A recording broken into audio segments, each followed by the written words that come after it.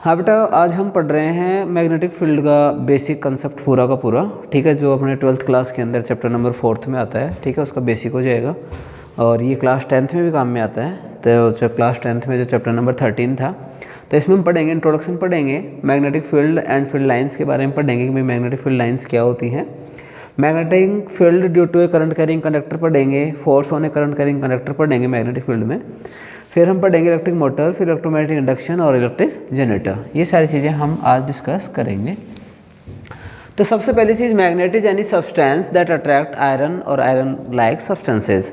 तो what is magnet? Magnet is found a black stone found in nature which have both attractive and directive property, जिसकी attractive और directive दोनों properties होती हैं, जो दूसरे आयरन जैसे मटेरियल्स को, जो फेरोमैग्नेटिक मटेरियल होते हैं, इनको अपनी तरफ अट्रैक्ट करती है।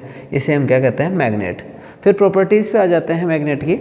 ए freely suspended magnet always points towards the north and south direction. अगर हम किसी भी मैग्नेट को ले लेते हैं और उस मैग्नेट को हम क्या करते हैं कि जैसे हमारे पास कोई भी मैग्नेट था, मैग्नेट को हमने लिया, तो मैग्नेट को अगर हम फ्रीली लटका देते हैं, मैग्नेट को हमने क्या कर दिया? फ्रीली लटका दिया, तो वो हमेशा नॉर्थ और साउथ डायरेक्शन में जाकर के रुक जाती है। The pole of a magnet which point towards the north direction, ऐसा पॉइंट जो नॉर्थ डायरेक्शन में जाके रुकता है उसको नॉर्थ सीकिंग पोल या नॉर्थ पोल कहा जाता है। मैग्नेट का वो एंड जो नॉर्थ डायरेक्शन में जाकर के रुकता है उसको नॉर्थ सीकिंग या नॉर्थ पोल कहा जाता है। Pole of a magnet which points towards south direction, जो साउथ डायरेक्शन में रुकता है उसको साउथ सीकिंग या साउथ पोल कहा जाता है। Like poles of a magnet repel each other, north pole को रिपेल करता है, और अनलाइक पोल जैसे नॉर्थ साउथ हो गए, नॉर्थ पोल साउथ पोल को क्या करेगा? अट्रैक्ट करेगा। ठीक है, यहाँ अगर मैं नॉर्थ पोल लेकर के आ जाऊँगा दूसरे मैग्नेट का, तो इसको क्या करेगा? अट्रैक्ट। एक जो सबसे इम्पोर्टेंट बात है वो ये है कि जो मैग्नेट होती है उसमें डाइपोल पाए जाएंगे, हमेशा नॉर्थ और साउथ दोनों पोल्स एक साथ पाए जाएंगे, कभी भी सिंगल पोल एग्जिस्ट नहीं करेगा। नॉर्थ और साउथ है, अगर मैं इस मैग्नेट को यहाँ से कट कर देता हूँ तो यहाँ साउथ पोल इंड्यूस हो जाएगा या नॉर्थ पोल, कभी भी मैग्नेट का सिंगल पोल एग्जिस्ट नहीं करता है। फिर हम इससे आगे बढ़ते हैं। इससे आगे जैसे ही हम बढ़े तो हमने क्या देखा कि जो हमारे पास कंसेप्ट था वो आ जाता है कि मैग्नेटिक फील्ड क्या होता है? Area around a magnet where another magnet experiences a force. Magnet के चारों तरफ का एक ऐसा एरिया जहाँ पर दूसरे मैग्नेट पे कोई फोर्स लगता है, वो क्या कहलाता है बेटा? मैग्नेटिक फील्ड कहलाता है। Where a magnet force is experienced, ठीक है, क्या कहलाता है? Magnetic field. इसकी दोनों चीज़ें होती हैं, मैग्नीट्यूड भी होता है, डायरेक्शन भी होता है, तो it is a vector quantity. ये कैसी क्वांटिटी हो जाती है? वेक्टर क्वांटिटी होती है। Magnetic field lines north pole से निकलती हैं, साउथ पोल में एंटर करती हैं outside the magnet. Inside the magnet direction is south to north. Inside magnet के अंदर जो डायरेक्शन होता है वो क्या होता है? South to north. हमारे पास जो मैग्नेटिक फील्ड लाइंस होती हैं ये नॉर्थ से शुरू हो रही हैं और कहाँ जा रही हैं? साउथ पे, outside the magnet. Inside the magnet south to north. तो ये क्या बना रही है? क्लोज लूप बनाती हैं। मैग्नेटिक फील्ड लाइंस फॉर्म से क्लोज लूप। कैसा लूप बनाती हैं? क्लोज लूप बनाती हैं।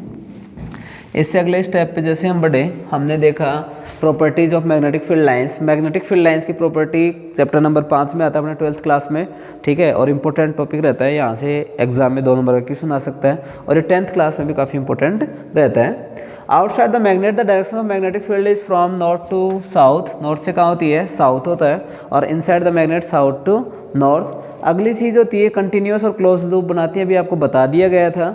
अगला होता है मैग्नेटिक फील्ड लाइंस कभी एक दूसरे को इंटरसेक्ट नहीं करती हैं। मैग्नेटिक फील्ड लाइंस कभी भी एक दूसरे को इंटरसेक्ट नहीं करती हैं। इससे अगला होता है कि अगर मैग्नेटिक फील्ड लाइंस स्ट्रॉन्ग है तो वहाँ पे स्ट्रॉन्ग मैग्नेटिक फील्ड रहेगा, डेंसर है तो, और रेयर है तो मैग्नेटिक फील्ड क्या हो जाता है? आपका वीक हो जाता है। अब हमारे पास जो इंपॉर्टेंट बात आती है वो ये आती है कि किसी भी मैग्नेटिक फील्ड के लाइन के ऊपर खींचा गया टेंजेंट, जैसे मैग्नेटिक फील्ड लाइन थी, इसके ऊपर अगर हम कोई ड्रॉ करते हैं, टेंजेंट ड्रॉ करते हैं, तो मैग्नेटिक फील्ड की डायरेक्शन को शो करता है। किसको शो करता है? मैग्नेटिक फील्ड की डायरेक्शन को शो करता है। अब दो मैग्नेटिक फील्ड लाइंस अगर इंटरसेक्ट करेंगी तो वहाँ पे हमें पता है इंटरसेक्शन पॉइंट पे 2 टेंजेंट ड्रॉ हो जाएंगे। कितने टेंजेंट ड्रॉ हो जाएंगे? 2। इसका मतलब 2 नॉर्थ डायरेक्शन हो गई, दैट इज़ नॉट पॉसिबल, ठीक है, इसलिए 2 मैग्नेटिक फील्ड लाइन इंटरसेक्ट नहीं करती हैं। फिर ऑर्स्टेड ने एक्सपेरिमेंट किए, ऑर्स्टेड ने देखा कि जब इलेक्ट्रिक करंट फ्लो होती है किसी भी करंट कैरिंग कंडक्टर से तो ये अपने चारों तरफ मैग्नेटिक फील्ड प्रोड्यूस कर देता है। जैसे हम क्या करते हैं, एक वायर लेते हैं, वायर से हम बैटरी कनेक्ट कर देते हैं।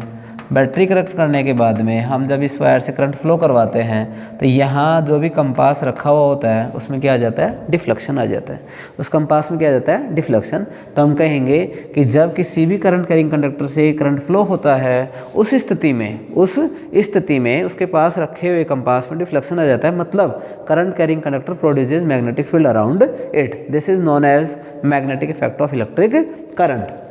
This can be seen with the help of a magnetic needle. ये तो आपको बता दिया गया था। अगर हम करंट की डायरेक्शन को बढ़ाते हैं, करंट को बढ़ा देते हैं, वैल्यू को बढ़ाते हैं, डिफ्लेक्शन बढ़ जाता है, मतलब करंट बढ़ाते ही मैग्नेटिक फील्ड बढ़ जाएगा। इससे अगली बात आती है कि एक्सपेरिमेंट देखा कि इलेक्ट्रिसिटी और मैग्नेटिज्म जो है, हम यहाँ से क्या देखते हैं, electricity and magnetism both are related with each other, दोनों के दोनों एक दूसरे से जुड़े हुए हैं।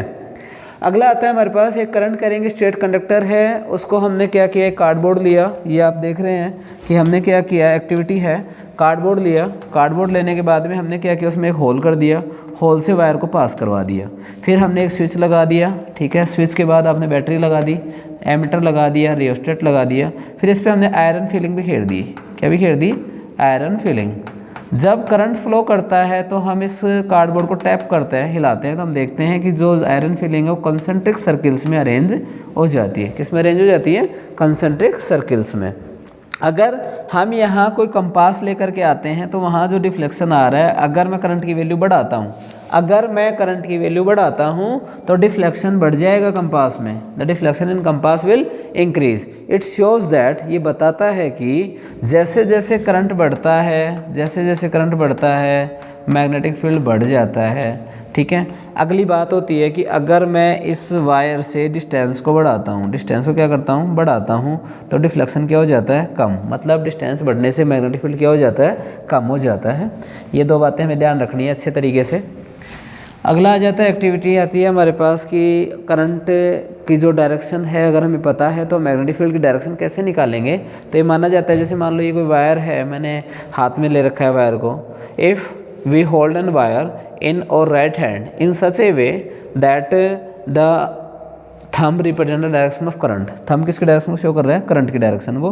then direction of curl of fingers will show the direction of magnetic field. जो डायरेक्शन है वो मैग्नेटिक फील्ड की वो किसके द्वारा दिखाई जाएगी, जिस डायरेक्शन में आपकी अंगुलियां मुड़ रही हैं। जिस डायरेक्शन में हमारी अंगुलियां मुड़ रही हैं वो मैग्नेटिक फील्ड की डायरेक्शन को शो करेगा। ध्यान रखना है कि हमें राइट हैंड लेना है। हैंड कौन सा लेना है अपने को, राइट हैंड, लेफ्ट हैंड नहीं लेना है। तो राइट हैंड रूल कहलाता है ये। तो इसकी वजह से हम क्या निकाल सकते हैं, मैग्नेटिक फील्ड की डायरेक्शन फाइंड आउट कर सकते हैं। इसके बाद हमारे पास आ जाता है कि current magnetic field due to a current through a circular loop. Circular loop की वजह से अगर हम बात करते हैं तो हम क्या देखते हैं कि हमने क्या किया कि एक कार्डबोर्ड लिया अगेन, ठीक है, ध्यान से देखेंगे। ये कार्डबोर्ड ले लिया आपने, कार्डबोर्ड में हमने 2 होल बनाए। क्यों, क्योंकि सर्किल को अगर पास कराना है तो मिनिमम 2 होल्स होना कंपलसरी है। यहाँ से क्या किया, ये वायर चला गया, ये डॉटेड अंदर की तरफ दिखा रहा है। इसको हमने किससे जोड़ दिया, बैटरी से। बैटरी लगा दी, ठीक है, और क्या लगा दिया, स्विच। यहाँ से करंट जा रही है, इधर से घूमते हुए वापस आ रही है। इस पर आयरन फिलिंग्स स्प्रेड कर दी। तो हम क्या देखते हैं, आयरन फिलिंग्स कंसेंट्रिक सर्किल्स में अरेंज हो जाती हैं। सर्किल का साइज सेंटर की तरफ बढ़ता जाएगा और मिड में जाकर के स्ट्रेट लाइन हो जाता है। मिड में जाकर के क्या हो जाता है, स्ट्रेट लाइन, जिसको हम इसके द्वारा दर्शा सकते हैं। देखो ये आपको दिखा रखा है कि ये वायर था, ये 2 जगह से जहाँ पास हो रहा है वो पॉइंट्स हो गए। तो यहाँ तो क्या हो गया, सर्किल, आगे सर्किल का साइज बढ़ता चला गया, मिड में क्या हो गई, स्ट्रेट लाइन, ठीक है। तो हमने क्या देखा दोनों एक्टिविटीज़ से कि जो मैग्नेटिक फील्ड होता है वो डायरेक्टली करंट के प्रोपोर्शनल होता है और डिस्टेंस के इन्वर्सली प्रोपोर्शनल है, नंबर ऑफ टर्न्स के डायरेक्टली प्रोपोर्शनल है। क्यों है प्रोपोर्शनल, क्योंकि हम देखते हैं कि हर एक लाइन सेगमेंट जो हम उस पर ले रहे हैं वो मैग्नेटिक फील्ड सेंटर की तरफ ही दे रहा है, इसलिए सेंटर पे जो टोटल मैग्नेटिक फील्ड है वो बढ़ जाता है। इसलिए जितने ज़्यादा नंबर ऑफ टर्न्स होंगे उतना ही ज़्यादा हमारे पास क्या रहेगा, मैग्नेटिक फील्ड बनेगा। फिर आता है सोलेनॉइड। सोलेनॉइड क्या होता है, इंसुलेटेड कॉपर वायर को हम रैप कर देते हैं सिलेंडर की फॉर्म में। Insulated copper wire wrapped in the form of cylinder. Insulated copper wire कोई भी कॉपर वायर है इंसुलेटेड, उसको हमने रैप कर दिया in the form of cylinder and connected to the battery, और इसको किससे जोड़ दिया, बैटरी से।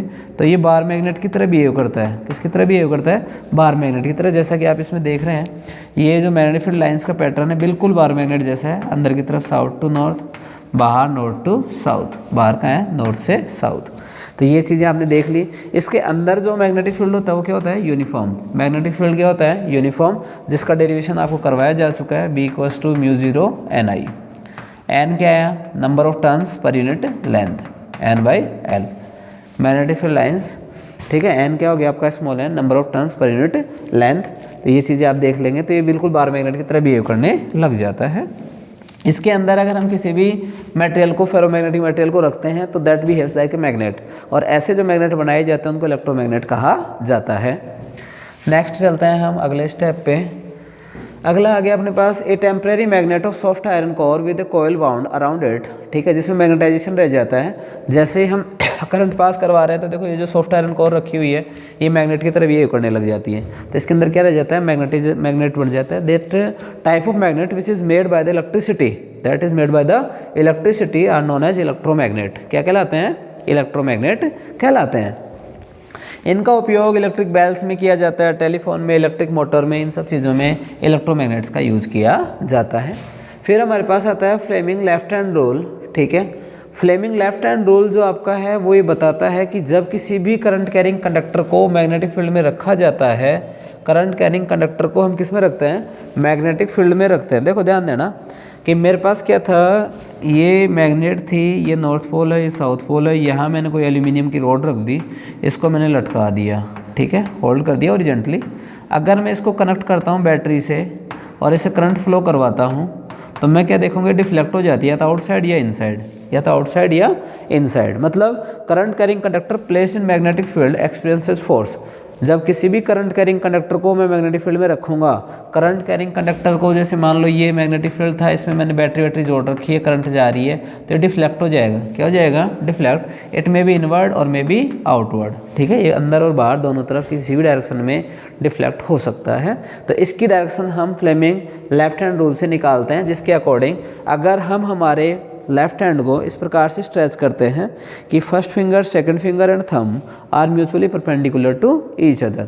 First finger, second finger and thumb are mutually perpendicular to each other if first finger show the direction of magnetic field, if first finger show the direction of magnetic field and second finger show the direction of current, then thumb will represent direction of force, then thumb will represent the direction of force। इसके बाद हम आगे बढ़े इससे अगले step पे। यह आता है electromagnetic induction. Electromagnetic induction, electromagnetic induction क्या होता है, it is the process of inducing current in a circuit, it is the process of inducing current in a circuit. ये ऐसा प्रोसीजर है जिसमें एक सर्किट के अंदर अगर मुझसे जुड़ा हुआ मैग्नेटिक फील्ड बदलता हूँ, मैं इस मैग्नेट को मूव करवाता हूँ, ध्यान देना यहाँ अगर रिलेटिव मोशन होगा, सोलेनॉइड, ये जो आपके पास कॉइल है, प्राइमरी कॉइल जिससे गैल्वेनोमीटर जुड़ा हुआ है, दूसरा मैग्नेट है, अगर इसको मैं आगे पीछे मूव करवाता हूँ या मैं इसको प्राइमरी कॉइल को जिसमें गैल्वेनोमीटर लगा हुआ है इसको मूव करवाता हूँ, उस सिचुएशन में गैल्वेनोमीटर में डिफ्लेक्शन आएगा। अगर मैं north pole south pole magnet को ऐसे कैसे रख देता हूँ, इसको भी ऐसे कैसे रख देता हूँ, तो किसी भी कंडीशन में डिफ्लेक्शन नहीं आएगा। तो the process of inducing current in a circuit, the process of inducing current in a circuit by changing magnetic field, by changing magnetic field is known as electromagnetic induction. ये क्या कहलाता है बेटा, electromagnetic induction कहलाता है। बाकी आपके दो जो टॉपिक हैं जनरेटर वाला वो बाद में करवाएंगे। Thank you so much.